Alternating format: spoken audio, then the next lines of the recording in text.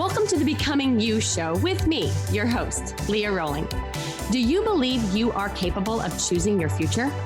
Sometimes it takes just one person to believe in you, or you to believe in yourself.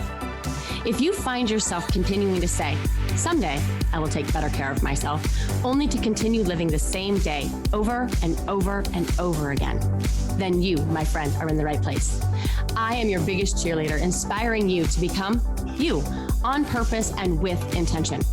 Are you ready to create a life you love?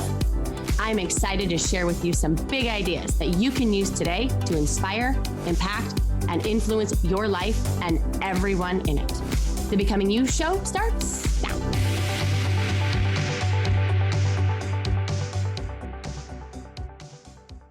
Hello, my friends. How are you? How is your month going so far? I'm pre-recording this because I am going to Costa Rica with my family, and I'm still not there yet, even though I've already recorded another pre-recorded podcast, because I just want to make sure that you guys have something that will inspire you to maybe show up a little bit different than you did the day before. Maybe think about something a little bit differently than you did the day before. Maybe love somebody a little bit deeper, a little bit more intentional than you did the day before. That's my hope for this podcast. My hope always for this podcast is to support you in a choice every single day, right? You have one. You have a choice to continue to live your life on default, waking up, going through the motions, doing the same day in, day out, dismissing this nudge, dismissing this whisper that you are meant for more, that there is something within you that wants to be shared, that wants to be explored, that wants to be navigated. And yet, because we're in default, we just discount it, we dismiss it, we negotiate with our dreams. That's door number one. Door number two is a life that's lived intentionally. A life that you live with consciousness, with forethought, with purpose, so that you can impact, influence, and inspire not just your life, but the life of everyone in it. This has been my message from the very first podcast. And I often think, should I redo it? Should I redo my opener? Should I not? I've sure evolved, but my message hasn't. The message is always the same. You get to choose. You get to choose today whether you listen to this or not. You get to choose whether or not you want to continue doing the same thing that you've always done or not. And my hope always in these messages, in our conversation, is to just inspire a different way to show up in your life. So we're going to jump right in, right? Because we are going to do a deep dive into understanding, right? Into understanding love, right? It's February. As most of you know, my question for my year is, a lot of people have words of the year. I have a question, like a litmus question. And my question for the year is, what would love do? And I love that I get to double down on it in February, in the month of love. So of course, I'm recording this on February 1, and in my family this morning, I was like, okay, guys, what would love do today? We always have our word of the day, but I really want to take it one step deeper. What would love do? Okay, so that is what we're going to be talking about today. We're going to talk about understanding love, not just as a feeling, but as a guiding action in our life. And in our last chat, we unpacked how fear often leads us down this rabbit hole of justifying, arguing, defending, and over-explaining ourselves. It's like we're constantly trying to prove something and ourself right, so that we can be heard and validated, or even if it's just to feel a little bit more in control of whatever is going on. But here is the twist. that we're exploring today. What would love do in these situations, right? Instead of defaulting to those fear-driven reactions that we do when we choose the default way to live, how can we shift our approach to one that is more rooted in love? And I'm not just talking theory here. I'm going to be sharing, some kind of real stories from my own life and from my clients' life, moments where I really actually had to stop and ask myself that game-changing question. What would love do? And you'd be surprised at how this simple question can flip the script in so many different scenarios. So we're going to get real about the shifts that I've made by bringing love into the equation, turning challenging situations into opportunities for growth and connection. And I truly believe it's all about transforming our responses, shifting out of reaction into response, right? Transforming our actions from love and ultimately our lives by choosing love as our primary driver. And I know that if you're listening to this and you're a high paid exec, or you're a practice owner, or you're a highly regarded professional, and you're listening to me talk about love, and you're doing maybe this yes, not, or maybe you're just discounting it altogether, I want you to stay with me. I want you to stay with me because love is the fuel for the success that you want. I'm going to say that again. Love, and the way that I'm going to teach it today, is exactly what is required to get what it is that you want. And however you define success for you, I promise you love is the way. So that is what we are going to be talking about. Flipping truly the script to specifically approach conversations, confrontations from a place of love instead of defensiveness or the need to prove ourselves. That truly is where the magic happens. And I truly believe that the results, the amount of success that we want in our life is dependent upon how we show up in our relationships. In every single instance, that is what it comes down to. So let's break it down. When we think about what I offered up in the last podcast around the fear response, how we react in fear, okay? We do so by justifying, by arguing, by defending, and by explaining our very position, our very opinion, our very existence. And I want to show you what love brings to the table, what love brings and invites to the conversation. So instead of justifying, we're listening. Right? Imagine, instead of just immediately jumping in to justify your actions or decisions, you pause. That's the difference, friends, between reacting in fear and responding in love, is a pause. You pause and you genuinely listen to what the other person is saying. It's about giving space to their words and their feelings and truly hearing them out. It's like saying, I see you, I hear you, without the immediate need to pull out, right, that invisible backpack of justifications. Okay? Now, again, I know most of you are like, yep, I know that, Leah. I know that. I know you know that. I know you do. But as some of my mentors say, common sense is not common practice. So it's not enough to know. Sorry, it's not enough to know. We have to do. It's not enough to know that I need to work out, or I should work out, or that would be helpful, or that would create energy and make me feel more alive and strong. It's not enough to know that. I have to do it. It's not enough to know that I should prioritize my sleep. I have to do it. So again, it's not enough to know that we should listen instead of justify. We have to practice it. We have to practice it, which means that we have to do the work to separate our opinions from our worth. What we believe to be true, facts about situations that we believe, from our worth. We have to separate all of those and really redefine our definition with our beliefs. Because until we do that, We will constantly be showing up. Okay, so what else do we do? Instead of arguing, we're looking to understand. Okay, here's the thing. Understanding doesn't mean agreeing. You can fully comprehend someone's perspective without having to adopt it as your own. So in the face of differing opinions, you strive to understand where they're coming from.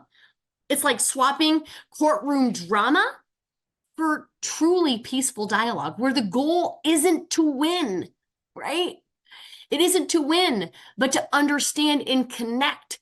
And I find that to be more championship worthy.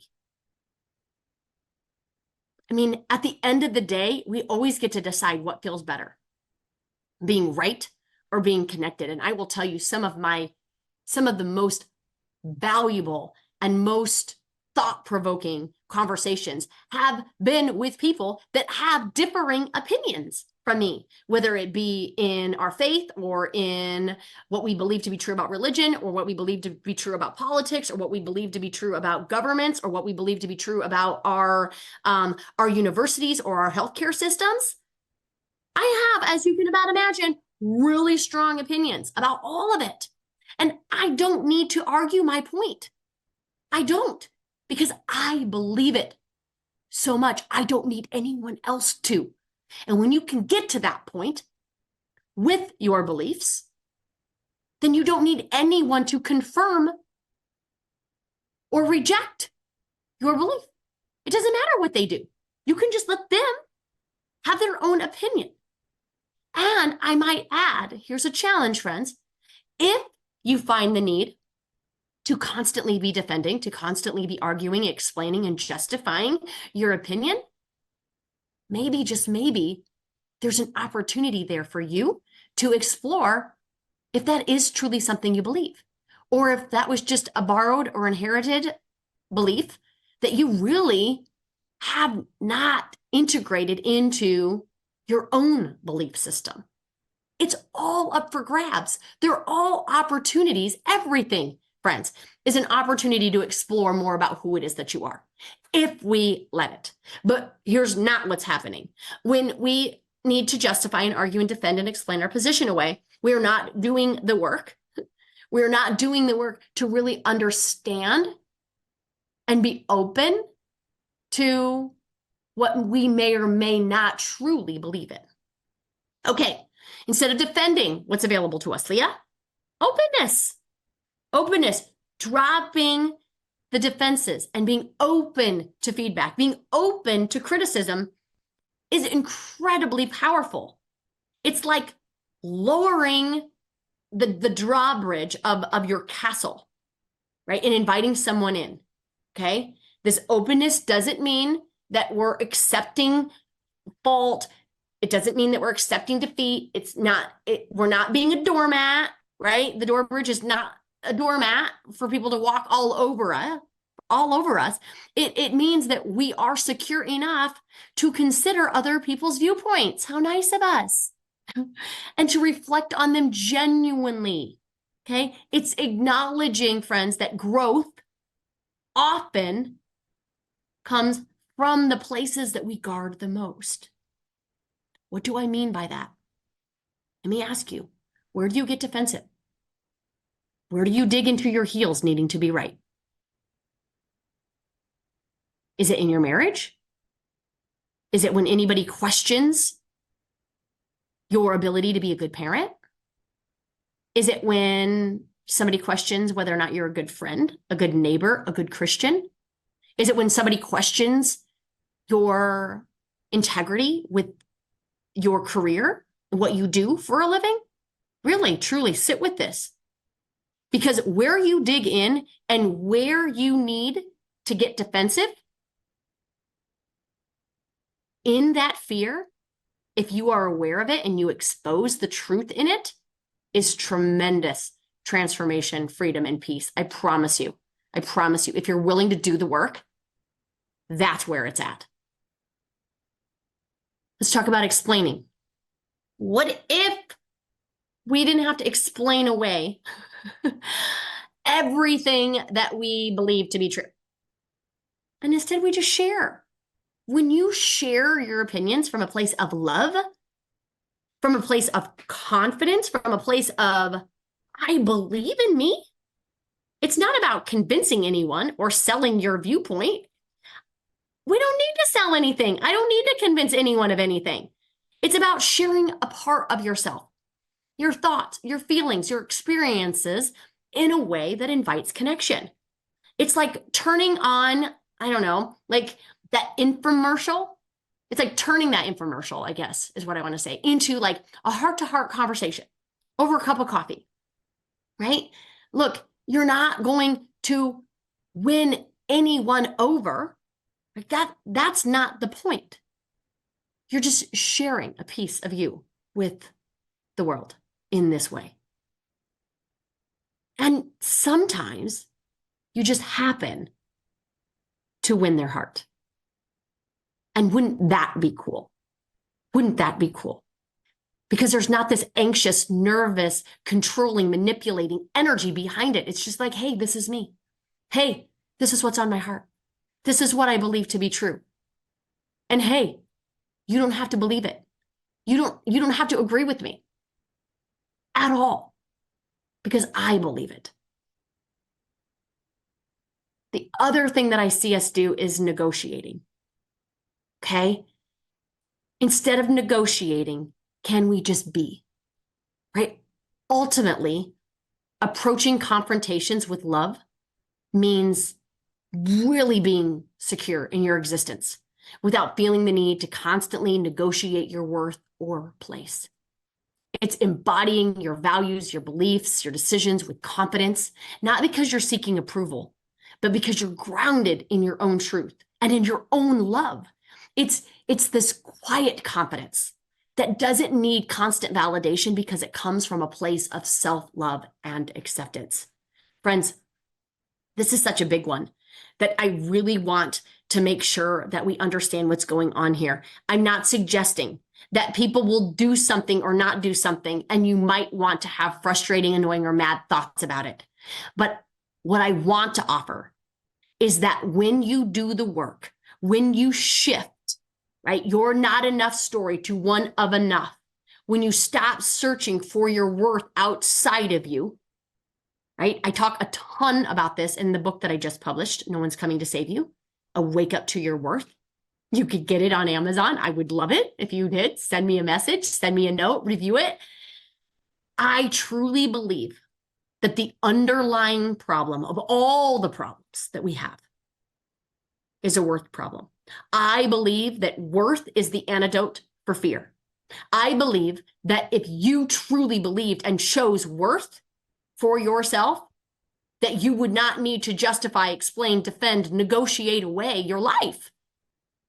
You wouldn't, because it wouldn't matter what anyone thought. It wouldn't matter the opinions of other people, and it wouldn't matter that they were in alignment with them, because you are alignment with you in your worth. Do you see that? Do you see that? When you feel unworthy, when you are needing other people to validate your own mattering, when that is a reality for you, we try to control, we try to manipulate the world, situations, circumstances, other people in order to feel better. But if you do the work and you choose your worthiness, love is much easier, because you are not making what they say, what they do, how they say it, when they say it, mean anything about your worth. When our worth feels questioned, we feel as if our life is being questioned. And when we feel like our life is being questioned, we drop into fear. And this is remedied when we choose our worth and we embrace our being a human, imperfectly perfect. So let's talk real quick about what would love do, right?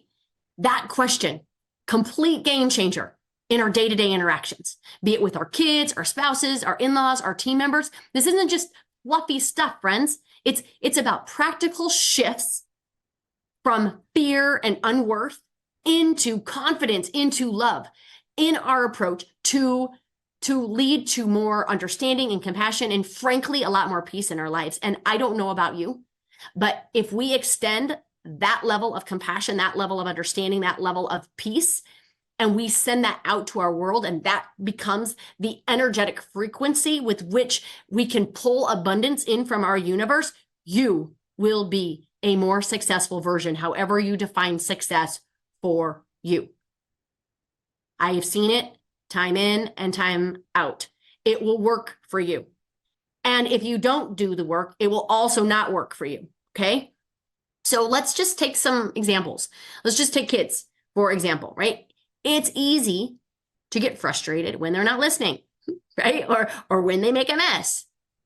And instead of reacting, we're going to pause. We're going to get really good at pausing this month and ask, what would love do? Because what happens when you shift into curiosity, you're looking at the situation with more empathy. I remember a quote that I read once that said, the children that need love in the most loving ways. Wait, no. People that need love the most show love in the most unloving ways. What? Think about that. People or children that need the most love. Think about them right now. Show love in the most unloving ways. Isn't that so true? Maybe they need attention. Maybe they're learning something new. Maybe they just need a hug. And responding with patience and understanding instead of frustration can make a world of difference in every single situation, relationship that we are in.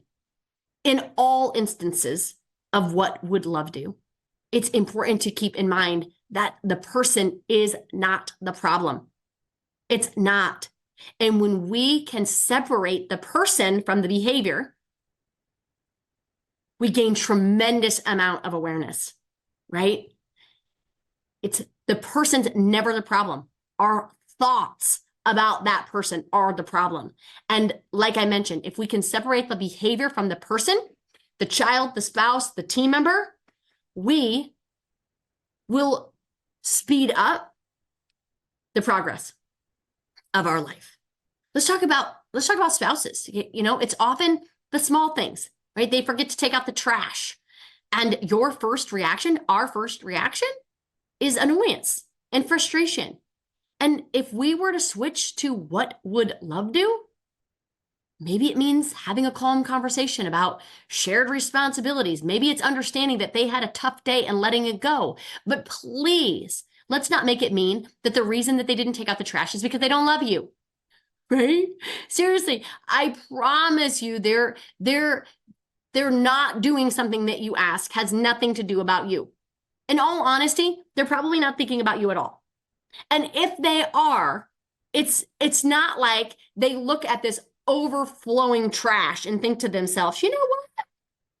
I'm just not going to take this trash out today, right? I know my wife or my significant other or my spouse would love it if I did, but you know what? I'm just not going to do it. That'll show her. You know what? Sometimes I think that's what we think. And that is the type of thinking that supports our inability to be loved, our unworth, our unmattering, our unenoughness, and that drops us right into fear. And when we've done the work, right, we've shifted, we've gone through all the pillars that I share in my book. We've gone through the pillars of awareness, the pillars of acceptance, the pillars of awakening, and we've gone through all the stages of consciousness. We won't ever look at the trash the same way we have. We won't look at the world in the same way that we have. We won't look at other people in the same way that we have. It's so important that we navigate the truth of our existence and what's available to us in our existence. Making this shift from fear to love, friends, it's not an overnight thing. Making this shift from choosing worthiness and feeling worthy, not an overnight thing. It's a journey, right? Requiring, like I mentioned, the 3 pillars, the stages of consciousness. It requires patience, and it requires a whole lot of practice. It requires not just knowing intuitively the things that I offer up on this podcast. We got to do the things that I'm offering up on this podcast. Because if you do the work, it's worth it. It's about aligning not just, again, what you do, but who you are with your deepest dreams and desires. It's about breaking free from old patterns that hold you back and stepping into a life that's authentically, joyfully yours to choose. And in the end, friends, living and acting from a place of love is not just about making your own life better. It's about making the world a little bit brighter, one loving action at a time. It's powerful. It's super powerful stuff. And we all have the capacity to make the shift. So here's to choosing love. Here's to choosing love this month and every single day for the remainder of the life that we get to love, that we get to choose love, that we get to choose worth, that we get to respond in love as opposed to reacting from fear. That is the gift. That is the choice that we get to choose. And I'm talking about this topic all month long in both our Shift membership and in the Mondays with Me emails. So if you're not getting my emails on Mondays, sign up, get them. If you're not in Shift, join us there, right? You're just not going to want to miss it, because I don't want you to miss out on the gift that is you. So I love you. And until next time, I'll see you then. And ask, what would love do? Have a good one, everybody. Take care. Bye-bye. You have been listening to the Becoming You show with me, your host, Leah Rolling, where I share big ideas to inspire, impact, and influence your life. Tune in every Friday at 11 Central on transformationtalkradio.com for your morning cup of coffee, the hug you never want to end, and that inspirational message that you felt was written just for you.